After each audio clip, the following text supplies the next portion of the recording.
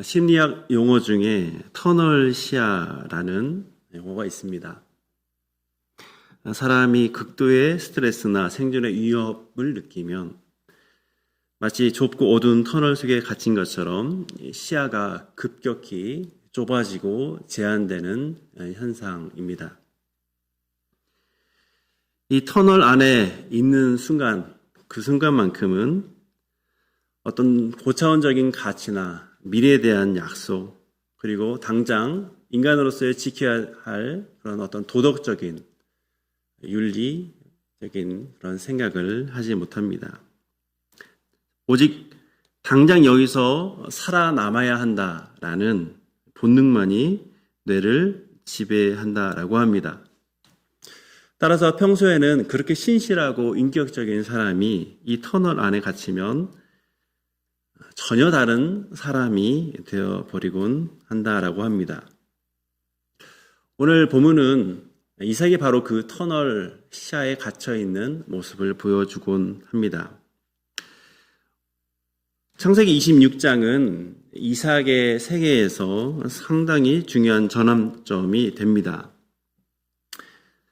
성경 저자는 이 이삭의 이야기를 앞에 25장 장자권을 판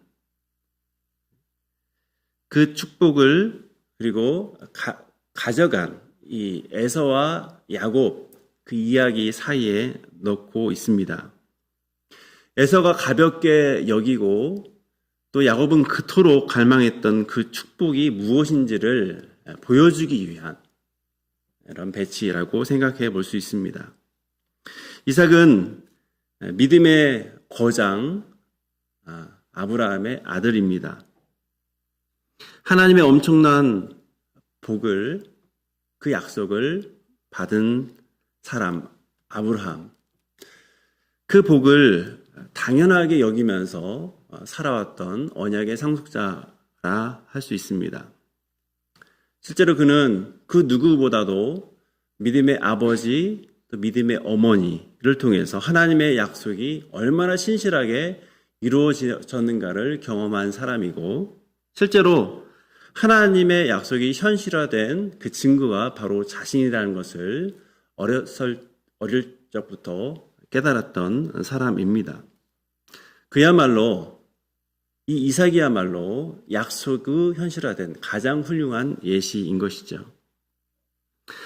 그런 그도 이제 기근이라는 생존의 위협을 경험하고 우리가 전혀 생각했지 못했던 그런 선택을 시작을 합니다.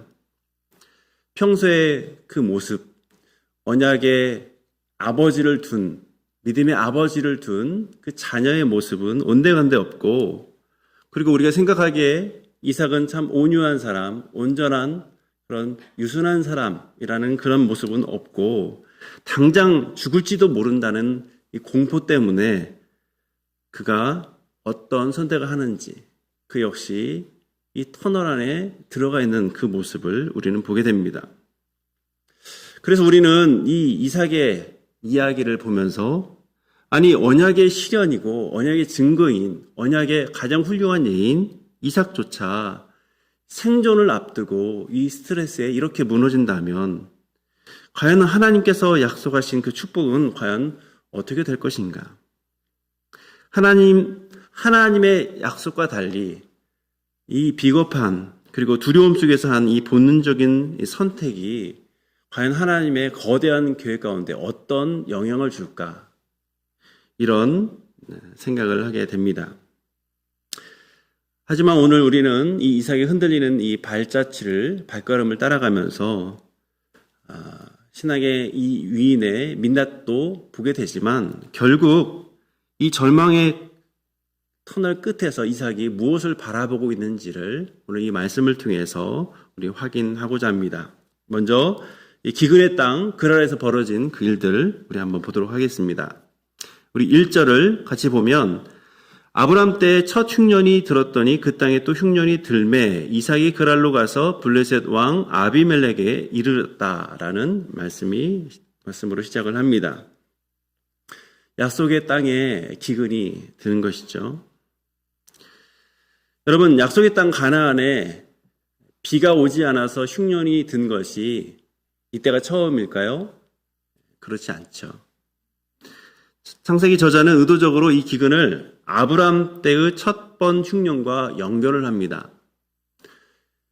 아브람 때의 첫 번 흉년, 아브람 때만 있었던 것이 아니라 그 전에도 가나안에는 흉년이 있었지만, 그러나 아브람 때의 첫 흉년을 연결한 의도는 분명히 있었을 겁니다. 우리가 아브람 삶을 통해서 본 것처럼 그가 비록 믿음으로 하나님의 언약을 쫓아 살아갔지만, 그러나 그 인생 가운데 위기는 반복되었습니다. 아브람뿐만 아니라 이삭도 이 위기가 반복되고 있음을 알려주고 있습니다. 여러분, 우리도 자녀의 문제, 또 질병의 문제, 진로의 문제, 또한 재정의 문제 등 우리 인생 주기에 따라서 여러 가지 다양한 위기를 맞이합니다. 하나님의 은혜 가운데 이 위기를 지나가기도 하지만 또 다른 위기를 다른 모습으로 맞이해야 하곤 합니다. 그래서 이 인생은 위기의 연속이다라고 할 수도 있습니다. 그러나 너무나 감사하고 다행인 것은 이 위기를 맞이할 때, 이 기근과 같은 위기를 맞이할 때 또 다른 위안도 있다라는 겁니다.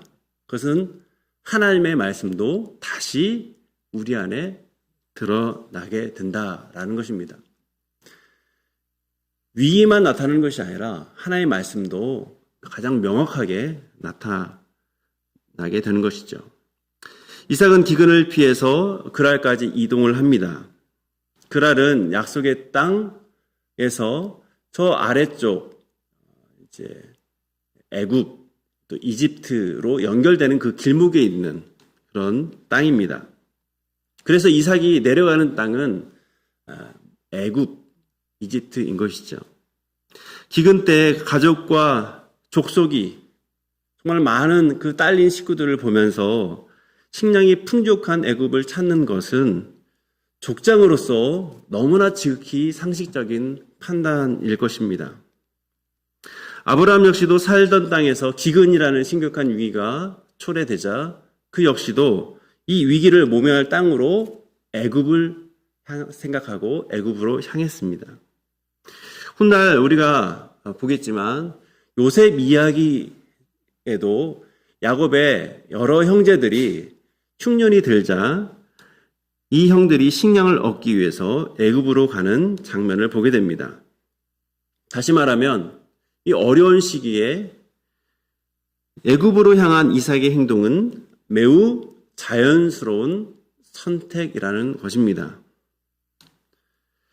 하지만 하나님의 뜻을 알게 된 이후로는 이런 상식적이고 합리적인 태도가 믿음의 반대말이 될 수 있다는 사실을 우리는 좀 명심해야 합니다. 2절에 보면 하나님께서 그들 아래에서 나타나셔서 이삭에게 말씀하십니다. 2절입니다. 여호와께서 이삭에게 나타나 이르시되 애굽으로 내려가지 말고 내가 내게 지시하는 땅에 거주하라. 여기서 나타났다라는 이 말은 하나님께서 자신을 아브라함에게 친히 드러낼 때, 즉 하나님의 현현을 드러내는 그런 표현입니다. 그래서 창세기에는 아브라함에게 언약으로 자신을 드러낼 때 이 표현을 사용하십니다. 그렇다면 이 표현은 아브라함에게 나타나신 하나님께서 이제 아브라함의 아들 이삭에게 나타나신다는 것을 지금 보여주고 있습니다. 주목할 것은 3장 이후의 내용인데 여기서 나타난 하나님의 말씀의 순서입니다. 우리 3절 같이 읽도록 하겠습니다. 이 땅에 거류하면 내가 너와 함께 있어 내게 복을 주고 내가 이 모든 땅을 너와 내 자손에게 주리라. 내가 내 아버지 아브라함에게 맹세한 것을 이루어. 지금 하나님께서 약속하신 첫 번째가 무엇입니까? 함께 있겠다라는 임재 약속입니다. 우리는 하나님이 주실 그 복에 우리에게 필요한 복을 생각하지만 하나님께서 반드시 우리에게 그 축복을 주실 때 가장 먼저 주시는 것은 너와 함께 있겠다라는 임재의 약속입니다. 땅을 주시겠다는 약속, 자손을 주시겠다는 그 약속보다 앞서서 하나님께서 해주시는 약속이 뭐냐? 바로 내가 너와 함께 있어서 내가 내게 복이 되겠다라는 것입니다. 이 순서가 이 3절에서의 핵심이죠. 먼저 임재의 약속을 하고 그 다음에 임재 안에서 주어질 복에 대해서 말씀을 하고 있습니다. 여러분, 지금 이삭에게 가장 필요한 것은 기근을 해결해 줄 애굽으로의 안전한 이동이 아니라 기근 한가운데서도 떠나지 않으시는 이 하나님의 임재라는 사실을 이 내용을 통해서 우리는 알아야 됩니다. 4절에서 복의 구체적인 내용이 펼쳐집니다. 우리 같이 읽겠습니다. 내 자손을 하늘의 별과 같이 번성하게 하며 이 모든 땅을 내 자손에게 주리니 내 자손으로 말미암아 천하 만민이 복을 받으리라. 자손을 하늘의 별과 같이 번성하게 하겠다. 이 모든 땅을 그 자손에게 주겠다. 땅의 모든 민족이 내 자손으로 말미암아 복을 얻게 될 것이다 라는 약속을 하시죠. 여러분, 이 약속 새로운 약속입니까? 익숙한 약속이죠. 누구에게 한 약속입니까? 아브라함에게 하신 언약입니다. 아브라함에게 하신 언약을 지금 이삭에게 재확인시켜 주시고 있습니다. 결국 이삭은 자기 힘으로 여기까지 온 존재가 아니라 하나님께서 아브라함에게 한 언약으로 인해서 여기까지 온 존재, 즉 아브라함의 언약 위에 그는 서 있는 사람이라는 것을 이 말씀을 통해서 다시 알려주십니다. 그리고 이 언약에 관련한 이 사실을, 역사적인 그 배경을 5절에서 말씀하십니다. 우리 같이 읽습니다. 이는 아브라함이 내 말을 순종하고 내 명령과 내 계명과 내 율례와 내 법도를 지키었음이라 하시니라. 여러분, 여기서 조심해야 됩니다. 우리가 이전에 아브라함 관련된 설교를 통해서 살펴본 것처럼 아브라함의 순종의 행위는 아브라함이 복을 받는 이유가 아니라 하나님의 언약에 대한 믿음의 결과입니다. 그의 순종이라는 공로가 복받는 이유가 되지 않습니다. 그래서 3절에서 5절의 순서를 다시 한번 보시면 하나님께서 먼저 3절에서 5절까지의 약속을 선언하십니다. 그리고 그 5절에서 그 약속이 어떤 순종의 역사 속에 이어져 왔는지를 아브라함의 예를 통해서 말씀하고 있는 것이죠. 한마디로 언약의 주도권은 아브라함 또는 이삭, 사람들의 어떤 순종이나 행동에 의한 것이 아니라 오로지 하나님께 있다라는 것을 강조하고 있습니다. 3절 후반부에 보면 이 내용이 더욱 분명하게 보여지고 있습니다. 내가 내 아버지 아브라함에게 맹세한 것을 이룬다 라고 말씀하고 있습니다. 여러분, 맹세는 단순한 약속이 아닙니다.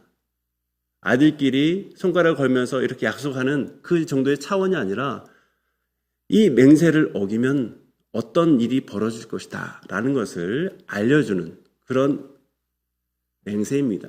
하나님께서는 아브라함과의 언약 중에 횃불 언약을 체결하셨습니다. 이때 쪼갠 고기 사이에 그 불타는 화로가 지나갑니다. 그 화로를 아브라함과 함께 지나가지 않고 하나님께서 혼자 지나가십니다. 이 말씀은 하나님께서 아브라함에게 복을 맹세하시면서 이 복은 반드시 이루어질 것이다. 만약에 이루어지지 않으면 저 쪼갠 고기처럼 내가 쪼개질 것이다 라고 당시에 이 언약의 관습을 통해서 보여주신 것이죠. 결국 하나님께서 하신 맹세는 사람의 순종 유무가 아니라 하나님 자신을 걸고 하는 서약인 것이죠. 그래서 이삭이 서 있는 이 자리는 이삭의 어떤 신실함으로 얻어낸 자리가 아니라 하나님의 맹세로 보증된 자리라는 것, 이것이 이 본문에서 강조되는 내용입니다. 그래서 이 이후에 6절 이하에 이어지는 이 이야기가 더 묵직하게 들립니다. 왜냐하면 하나님이 이렇게 맹세를 말씀하셨는데도 불구하고 하나님의 그 언약의 아들이라고 할 수 있는 이 이삭이 큰 이 맹세 앞에서도 두려운 가운데 흔들리는 장면이 나오기 때문입니다. 다행인 것은 사람은 흔들리지만, 사람은 연약하지만 더 큰 하나님의 신실하심이 묘사되고 있습니다. 이 약속을 받은 이삭은 어떻게 할까요? 6절 보면 이삭이 그랄에 거주합니다. 너무나 귀한 믿음의 행동이죠. 너무나 짧지만 강력한 순종의 행위, 그랄에 거주하는 겁니다. 앞에서 말씀드린 대로 많은 사람들은 이 기근의 때 애굽으로 가는 것이 지극히 합리적이고 상식적인 행위다라고 그렇게 생각했지만 하나님의 말씀이 들려지자 이삭은 아멘으로 순종을 하고 있습니다. 그의 아버지 아브라함이 기근 때 계속 남쪽으로 애굽으로 내려간 것과 달리 이삭은 이 약속의 땅 그 경계에 머물고 있는 그런 너무나 아름다운 모습을 보이고 있습니다. 그런데 그 아름다운 모습은 여기까지인 것 같습니다. 바로 이삭의 그 마음의 민낯이 7절 이하에 드러나기 때문입니다. 우리 7절 읽겠습니다. 그곳 사람들이 그의 아내에 대하여 물으매 그가 말하기를 그는 내 누이라 하였으니 리브가는 보기에 아리따움으로 그곳 백성이 리브가로 말미암아 자기를 죽일까 하여 그는 내 아내라 하기를 두려워함이었더라. 여러분, 그랄 사람들이 리브가에 대해서 묻습니다. 이 사람 누굽니까? 혹시 아내 아닙니까? 라고 물을 때 아니야. 이 사람 아내 아닙니다. 라고 지금 말하는 겁니다. 왜 그럽니까? 죽일까 하여 이 백성들이 리브가 때문에 나를 죽일까 하여 두려웠기 때문이다 라고 말하고 있습니다. 여러분, 이 내용이 우리에게 주는 놀라운 진리가 있습니다. 사람은 하나님 앞에서 믿음으로 나아갈 수 있지만 때로 이 현실 앞에서 이 두려움 가운데 불신앙을 보일 수 있다라는 사실입니다. 이삭은 하나님의 동행 약속, 복주심의 말씀에 따라 이 애굽으로 내려가지 않습니다. 그 그랄에 머뭅니다. 하지만 그런 하나님을 의지하기로 결심한 것이 곧바로 무너지는 장면을 보게 됩니다. 아마도 이삭이 이렇게 하나님께서 말씀하시자 믿음으로 반응한 것은 그가 그의 부모님을 통해서 배운 신앙적인 모습이지 않았을까라는 생각을 합니다. 부모를 통해서 하나님께서 말씀하시면 이렇게 해야 돼. 하나님께서 이렇게 하면 이게 복된 거야. 라는 그런 교훈을 그는 어릴 때부터 받은 것이죠. 그런데 문제는 사람들이 자신을 향해서 죽일 수 있겠다라는 이 현실적인 그런 문제를 경험하면서 사람들의 시선을 두려워하고 있는 것이죠. 그 안에 머물지만 하나님의 언약과 복을 온전히 신뢰하지 못하는 그런 불안한 상황을 우리는 보게 됩니다. 여러분, 이 이삭의 모습이 생소합니까? 저는 전혀 생소하지 않습니다. 왜냐하면 큰 위기 앞에서 우리의 모습도 이런 모습을 나타내기 때문입니다. 우리의 마음도 그렇죠. 또한 이삭의 이런 두려움 그리고 그의 선택이 낯설지 않는 이유도 있습니다. 왜냐하면 이미 그의 아버지 20장에서 그의 아버지 아브라함도 똑같은 상황을 맞이한 것을 우리가 봤기 때문이죠. 20장에서 아브라함은 그랄에서 사라를 누이라 합니다. 그것이 그의 아내와 그 사이에서 아주 오래된 타지로 이동할 때의 생존 전략인 것을 그는 20장 13절에서 이렇게 고백합니다. 하나님이 나를 내 아버지의 집을 떠나 두루 다니게 하실 때 내가 아내에게 말하기를 이후로 우리의 가는 곳마다입니다. 그대는 나를 그대의 오랍이라 하라. 이것이 그대가 내게 베풀 은혜라 하였노라. 아브라함은 사라에게 그대가 나에게 베풀 은혜는 이것이다 하면서 가는 곳마다 나의 누이라 라고 그렇게 자기를 얘기하라 라고 부탁을 합니다. 오늘 본문에 보면 이삭은 다른 곳으로 가게 됩니다. 그런데 이삭은 자신의 아내 리브가에게 아버지가 했던 것처럼 이런 은혜를 구하는 행위를 하지 않습니다. 그런 말이 나와 있지 않습니다.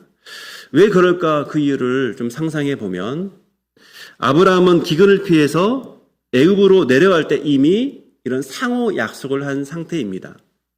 반면 이삭은 아내와 이 약속을 하기 이전에 그랄에 갔고 그랄에서 사람들이 이미 먼저 묻는 것이죠.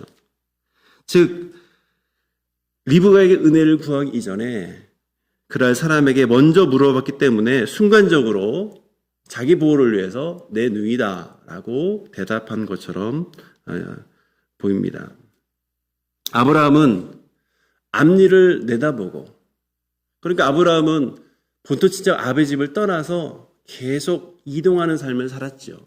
그래서 가는 곳마다 그는 이런 위기를 생각했고 경험했고 가는 곳마다 이렇게 소위 말해서 아내의 은혜를 구하는 약조를 했던 것이죠. 하지만 이 아들은 지금까지 한 번도 가본 적이 없습니다. 그 아버지를 통해서 하나님의 인도를 받은 그 가나안 땅 안에서 그는 나가본 적이 없어요. 그런데 이 기근이 닥치자 그는 나가야 됐고 이 상황에서 아마 이런 생각을 못했던 것 같습니다. 하지만 미래를 예측했건 미래를 잘 준비했건 하지 않았건 두려움은 찾아오게 됩니다. 그리고 그때 결국 자기 보호를 위한 이런 말을 꺼내게 되는 것이죠. 이런 모습은 아브라함과 이삭을 통해서 보여지지만 결국 세대를 통해서 위기 상황 가운데서 자기를 보호하고자 하는 그런 하나님 앞에서 자신을 맡겨드리고 믿음으로 나아가는 그 일에 실패하는 그 모습들이 계속 보입니다. 상호 합의를 해서 정당성을 가졌든 그렇지 않든 결국 자기 보호를 위해서 아내를 누이라라고 부르는 이 모습은 똑같은 것이죠. 여러분, 우리도 위기를 마주합니다. 우리도 이 위기 속에서 어떤 대처를 합니다. 어떤 말을 하게 됩니다. 이 위기 속에서 드러내는 말이 이삭이나 아브라함과 같은 말은 아닐 테지만 사실은 비슷한 내용을 말합니다. 나의 존엄을 지키거나 나의 이익을 지키고자 또는 나의 생명을 지키고자 타인을 수단화하는 모습, 그것이 우리의 모습이죠. 다행스럽게도 하나님의 언약은 반복된 우리의 실패에도 불구하고 계속 진행되고 있습니다. 이 그랄 사람들에게 이삭의 거짓말은 순간 이 기지에 의해서 말한 거짓말이었겠지만 그러나 짧은 해프닝으로 끝나지는 않습니다. 8절을 한번 보시면 이삭이 거기 오래 거주했다라고 말합니다. 이 흉년이 좀 오래됐던 것 같습니다. 그리고 그 그랄에서 그 그랄 왕이 이 이삭 일행이 거주할 수 있도록 상당한 은혜를 베푼 것 같습니다. 그런데 그만큼 이삭의 거짓도 오랫동안 유지된 것을 우리는 보게 되는 것이죠. 그 긴 거짓이 28절을 통해서 이제 들통나는 것을 보게 됩니다. 같이 읽도록 하겠습니다. 이삭이 거기 오래 거주하였더니 이삭이 그 아내 리브가를 껴안은 것을 블레셋 왕 아비멜렉이 창으로 내다 본지라. 우리말은 껴안다라고 그렇게 번역을 했습니다. 그런데 이 히브리어 메차헤크라는 이 말의 의미는 장난하며 웃다라는 말입니다. 그래서 예전 번역에서는 희롱하다 이런 뜻도 있습니다. 중요한 것은 이 단어는 이 차크라는 어근에서 나온 단어입니다. 이 차크라는 단어, 그 기본의 뜻은 웃다입니다. 상황에 따라서 웃고 또 장난하고 또는 즐기는 또는 때로는 누군가를 놀리면서 즐기는, 희롱하는 그런 뜻으로 쓰이기도 합니다. 그런데 여기서 이 말은 단순히 웃다라는 그런 의미를 넘어서 부부 사이에서 친밀함을 드러내는 특정한 행동으로 그렇게 쓰이는 것이죠. 이 단어는 이삭의 이름의 뜻과 연결되고 있습니다. 여러분, 이삭의 히브리어는 이삭이 아니라 이츠하크입니다. 예, 이삭의 히브리어는 이츠하크입니다. 영어로는 아이작 이렇게 하겠죠. 이츠하크, 이 이츠하크인데 이 이름 역시 같은 어근 차크에서 나옵니다. 다시 말해서 이삭이라는 이름 자체가 웃음과 연결이 되어 있는 것이죠. 따라서 오늘 본문의 저자는 의도적으로 이 언어 유희를 하고 있는 것입니다.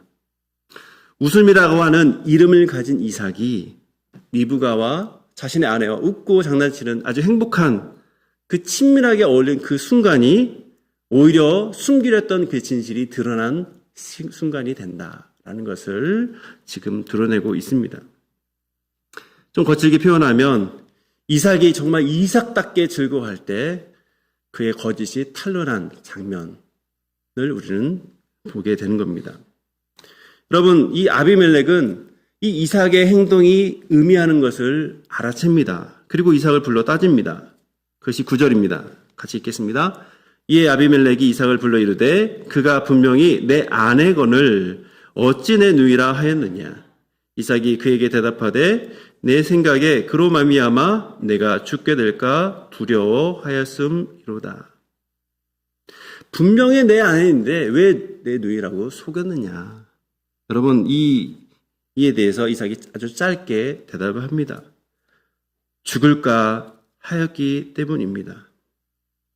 이렇게 거짓말한 이유, 그 뿌리는 그 안에 있는 두려움이라는 것을 말하고 있습니다. 결국 이 두려움에서 나온 이 거짓은 어떤 임기응변은 오랫동안 잘 감춰진 듯 하지만 결국은 드러나게 되는 겁니다. 우리는 진실을 감추기 위해서 때론 누구보다도 노력하지만 그러나 진실은 결국 드러난 것이죠. 특별히 이삭이 너무나 가장 자연스럽게 행복한 그 순간을 보낼 때, 웃으며 시간을 보낼 때 그 진실이 드러난 그 모습. 여러분, 이 상황이 얼마나 난감하겠습니까? 다른 것도 아니라 너무나 행복하고 정말 친밀한 그 행동을 하는 그 모습을 누군가가 보고서 이제 너 왜 거짓말했냐 라고 말할 때, 특별히 왜 거짓말을 했느냐라고 말하는 사람이 자기를 그 그랄 지역에 수년 동안 거주하게 했던 그 권력자라고 할 때 얼마나 두려워하고 얼마나 얼어붙어 있는 상태가 될까요? 한편으로는 그랄 왕 입장에서도 좀 이해가 됩니다. 오랫동안 기근을 피해서 이곳에 살 수 있도록 배려를 했는데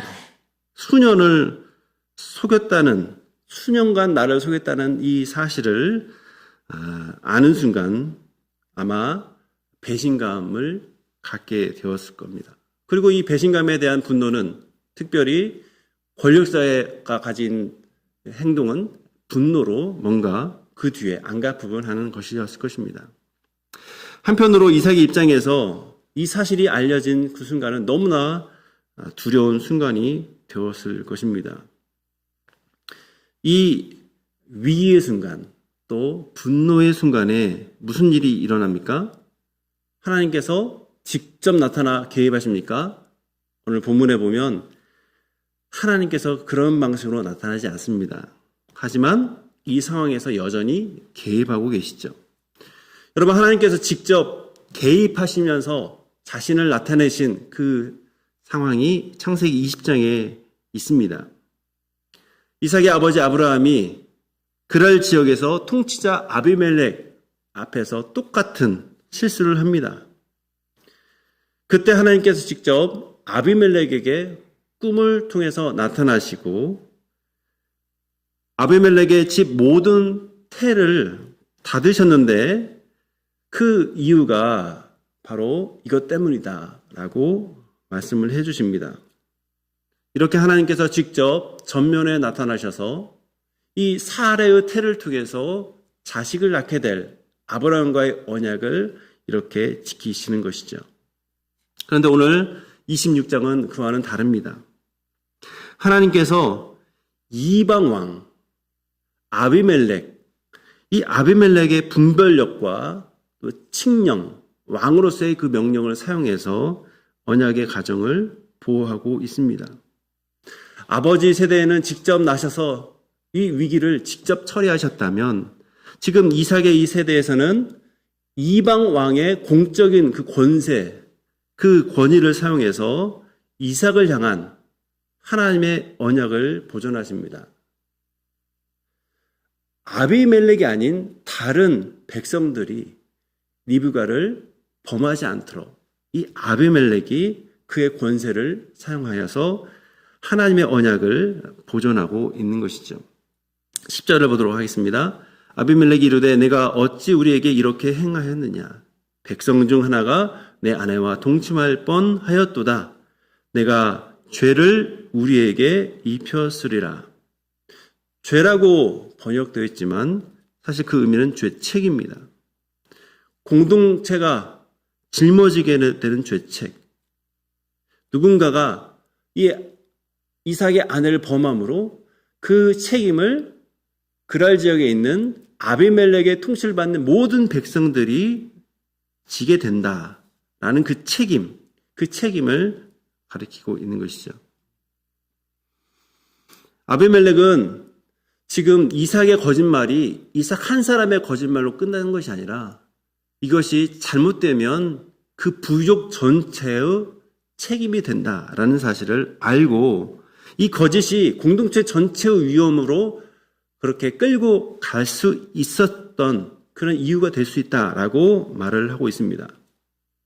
여러분 놀라운 것은 이 점을 언약의 백성인 이삭이 아니라 이방 왕인 아비멜렉이 더 선명하게 보고 있다는 것이죠. 이어지는 11절은 이런 인식을 행동으로 옮기는 아비멜렉의 모습을 봅니다. 우리 같이 읽겠습니다.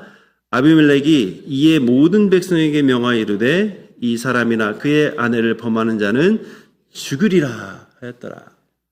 죽으리라. 이거는 그냥 죽으리라고 하는 것이 아니라 공적인 법이죠. 이 아내를 지켜야 된다. 혹시나 딴 생각하고 있는 사람 그러면 죽게 될 것이다 라고 하는 법을 공적인 보호 조치를 내리고 있는 것이죠. 원래 아내를 지켜야 될 남편은 이 진실을 자기 목숨 유지를 위해서 숨깁니다. 그런데 이방 왕이 그에 가지고 있는 그 권위를 사용해서 그의 능력을 사용해서 오히려 이삭의 가정을 보호하는 것을 보게 됩니다. 이것이 오늘 본문에서 나타나는 하나님의 간접적인 개입이지요. 아버지 아브라함이 그랄에서 똑같은 실수를 할 때 하나님은 직접 아비멜렉의 꿈을 통해서 왜 이런 일이 일어나는지에 대해서 알려주셨습니다. 그러나 오늘 26장에서는 왕의 분별력, 왕의 권세, 왕의 그 권력을 사용해서 이삭과 리브가를 보호하시는 거죠. 여기서 우리는 하나님의 일하심이 단순히 직접 일하심 말고 모든 상황을 통해서 일하시는 하나님의 모습을 보게 됩니다. 하나님은 자기 백성을 신실하게 직접 하나님께서 보호하시지만 때로는 그 환경을 이용하시기도 하고 오늘 본문에서는 이방 왕의 권위와 또 그 제도까지 그 판단까지 사용하셔서 하나님의 백성을 보호하시는 것을 보게 됩니다. 하나님이 이렇게 모든 것을 사용하셔서 하나님의 뜻을 관철시키는 그런 분이시죠. 다시 한번 3절을 한번 보도록 하겠습니다. 우리 3절의 말씀 같이 읽도록 하겠습니다. 이 땅에 거류하면 내가 너와 함께 있어 내게 복을 주고 내가 이 모든 땅을 너와 내 자손에게 주리라. 내가 내 아버지 아브라함에게 맹세한 것을 이루어. 하나님께서는 이삭에게 내가 너와 함께 있어 내게 복을 주겠다라고 말씀하십니다. 여러분, 이 말씀은 이삭이 믿음으로 살았을 때, 신실하게 살았을 때만 유효한 말씀이 아닌 것입니다. 이삭이 두려워할 때도, 거짓말할 때도, 심지어 하나님을 믿지 않는 것 같은 모습을 보일 때도, 그리고 그 거짓이 드러날 때도 여전히 유효한 말씀입니다. 하나님의 함께하심은 사라지지 않았습니다. 그리고 하나님의 함께하심은 아비멜렉의 분별을 통해서, 그의 권력을 통해서 공적인 보호의 형태로 드러나는 것을 보게 됩니다. 그래서 오늘 우리는 이 본문의 이 중심 내용을 그저 이삭이 잘못했네, 이삭의 실패를 우리는 반면교사 삼아야 돼 라는 정도로 받아들이면 안 됩니다. 결국 오늘의 말씀은 인간의 실패와 인간의 그 무능력, 인간의 그 두려움, 그 두려움보다 더 크게 하나님은 자신의 백성을 보호하시는데 너무나 신실하다라는 것을 이 내용을 통해서 우리는 기억해야 됩니다. 이삭은 믿음으로 시작했지만 결국 눈앞에 보이는 이 두려움의 현실 가운데 흔들렸습니다. 그러나 하나님은 흔들리지 않았습니다. 이삭 스스로 아내를 지키는데 그는 실패한 사람입니다. 그러나 하나님은 언약을 지키는 자리에서 실패하지 않은 유일한 분이신 것이죠. 앞에서 말씀드린 대로 이 이삭 이야기가 야곱의 그 축복, 장자권, 그리고 뒤에 있을 축복, 이 사이에 놓인 이유가 있습니다. 야곱이 받게 될 축복은 에서가 그토록 아쉬워하게 될 그 언약의 복은 사람의 안정성이나 사람의 수완에 묶여있는 것이 아니라는 것입니다. 하나님께서 자신의 계획 가운데, 하나님의 맹세 가운데 주신 것이고 하나님께서 주권적으로 지키시는 것이다라는 겁니다. 그래서 오늘 이삭의 실패가 그래서 아주 분명하게 증명하고 있습니다. 사람이 자신의 노력으로, 자신의 열심으로 할 수 없는 그 자리에서 하나님께서 오히려 끝까지 붙드신다는 사실, 그것이 오늘 본문을 통해서 우리에게 교훈하는 것입니다.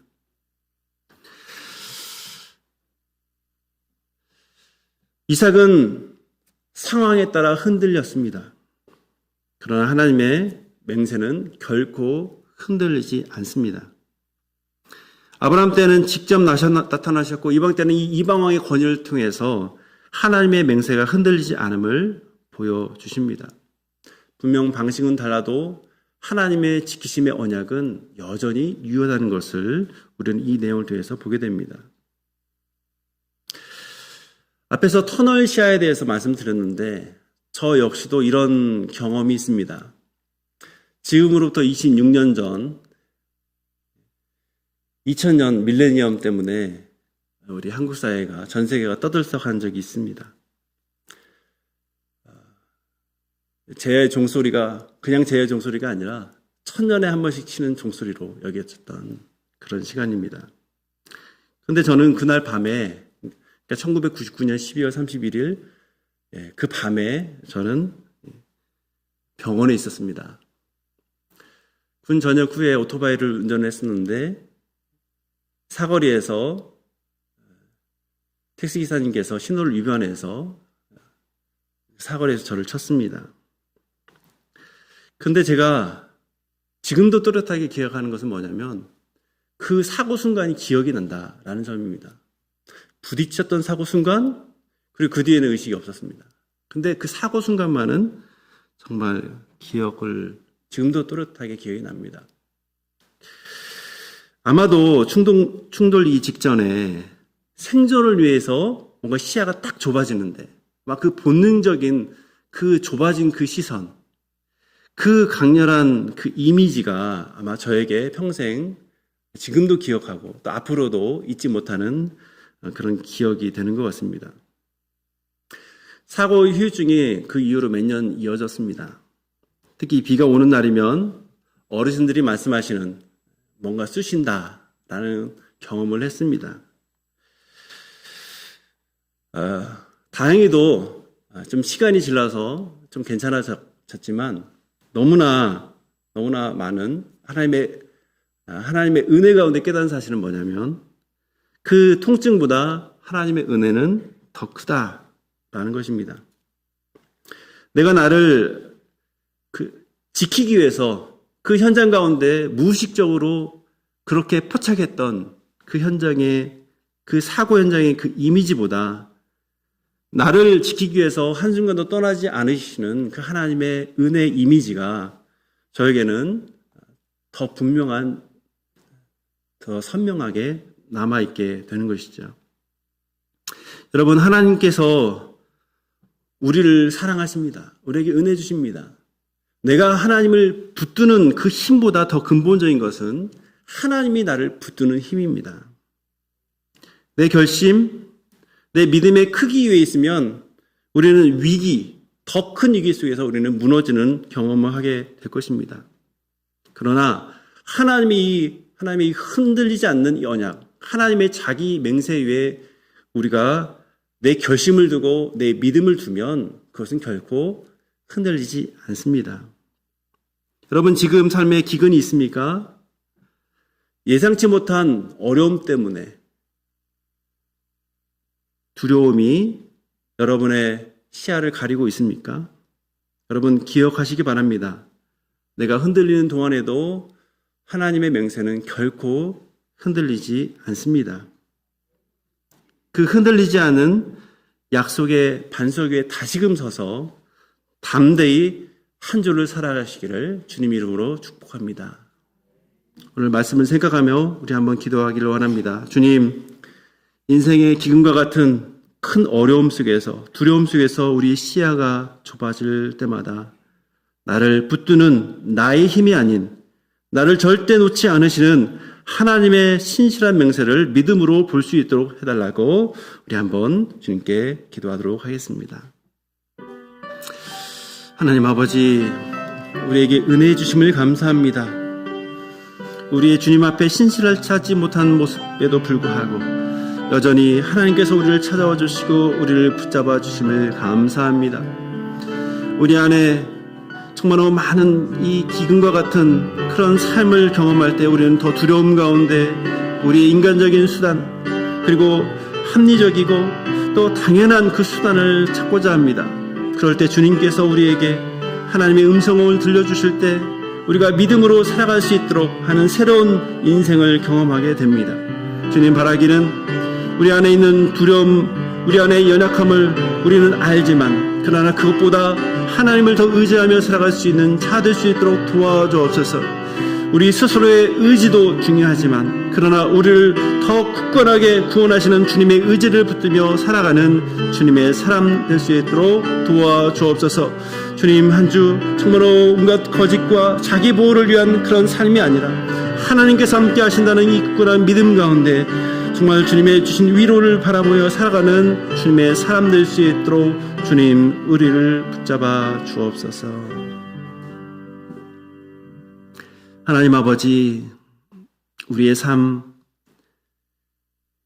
아브라함과 이삭이 마주했던 그 기근과 같은 고난이 몰려오고 또 두려움이 밀려올 때 우리의 시선이 쉽게 좁아지는 것을 경험하게 됩니다. 그러나 하나님의 약속보다 그것을 바라보지 않도록 주님 우리를 붙잡아 주옵소서. 우리는 이삭처럼 순종의 자리에 머물기도 하지만 우리 안에 우리가 마주하는 그 두려움 앞에서 흔들리는 연약함도 있습니다. 그런 저희를 불쌍히 여겨 주옵소서. 주님, 우리가 붙드는 힘은 약합니다. 그러나 우리를 붙드시는 하나님의 신실하심은 강합니다. 주님의 붙잡으심을 믿고 우리의 의지보다 더 큰, 더 확실한 주님의 의지를 믿고 주님의 은혜를 바라보며 살아갈 수 있도록 도와주옵소서. 이번 주 상황을 두려워하면서 여러 가지 거짓과 자기 보호에 자기를 노출시키는 것이 아니라 함께 하신다는 주님의 굳건한 약속을 믿고 믿음 가운데 정직하게 온전히 주님을 바라보며 살아가는 주의 백성 되게 하여 주옵소서. 예수님의 이름으로 기도합나이다. 아멘.